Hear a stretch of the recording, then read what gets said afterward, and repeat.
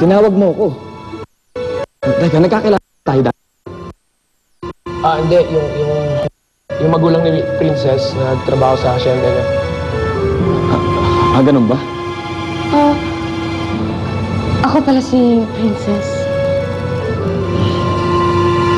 Nice. Ika na. Kapag nakatalod ka, parang si Felina, friend ko. Special friend? Kulit mo rin no? Sinabi na nga hindi siya si Felina.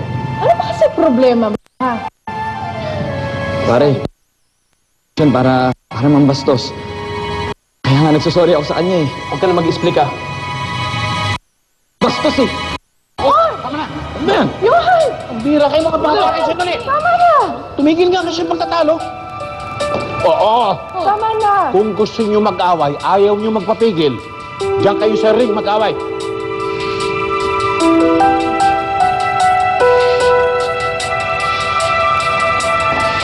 Boss, nawawala si Celestina. Ha? Inutil kayo.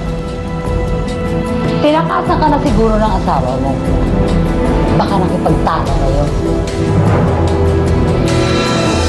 Emilio! Christina.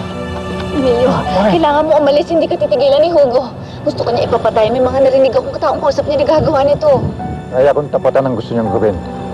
Emilio, ayaw kitang masaktan. Sumama ka na sa akin. Baka ikaw ang pagbalingan ng galit ni Hugo. Baka ikaw ang saktan niya. Saan tayo pupunta? Sa rest house ni Ted. Doon muna tayo pansamantala. Papasikaso ko rin yung mga kailangan mo para sa pag-alis natin ng bansa. Paano si Ate Agatha? Paano si Chloe? Saka na natin intindihin yun. Hindi nila maintindihan ang sitwasyon ngayon. Huwag kang magalala. Babalik tayo para kay Chloe.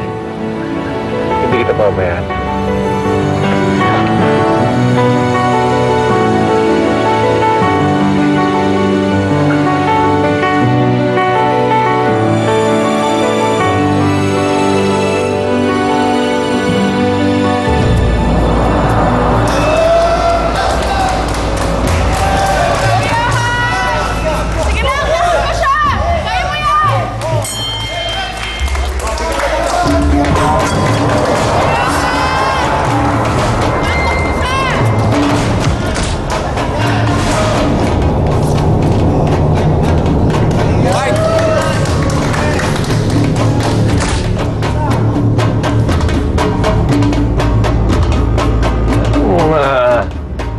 Maganda na naman ang mood. Butol ah.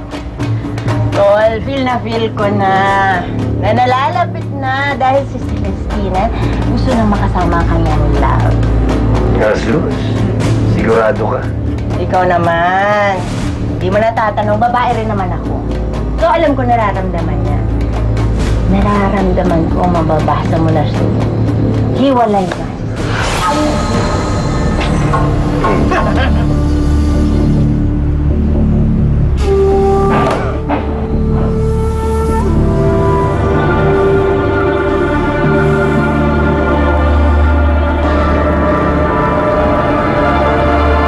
Loato, hanapin mo si Emilio at si Celestina. Ibalik mo sa akin ang asawa ko. At tukutin mo yung lalaking yon. Balik mo sa akin ang buhay. Dahil akong papatay sa kanya. Ang ibig ba sabihin ito, Liberty, magkakabalikan na kayo ni Hugo? Hindi naman malabong mangyari yun. Kaya kaya sinadyang magkagulo sila kapatid. Para naman magkatotoo yung sinasabi mo. Para naman matikman natin na buhay man.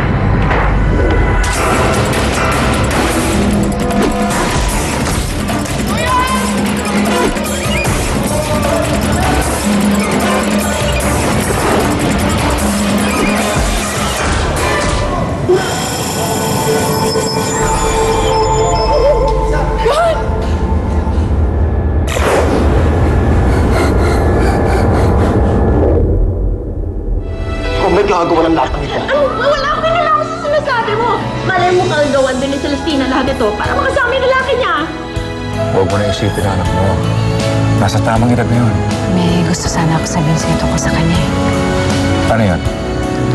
Kasi Naparito po ako upang ipaliwanag sa inyo na mas magiging maganda ho ang kalagayan ni Raquel kung ang nanay niya ho ang mag-aalaga sa kanya. Ang pagmamahal, hindi naghihintay ng tamang panahon. Kung saan dumadating yun. Minamahal kita. Pinangako ko sa nanay ko na ibibigay ko ito sa babaeng mamahalin ko habang buhay.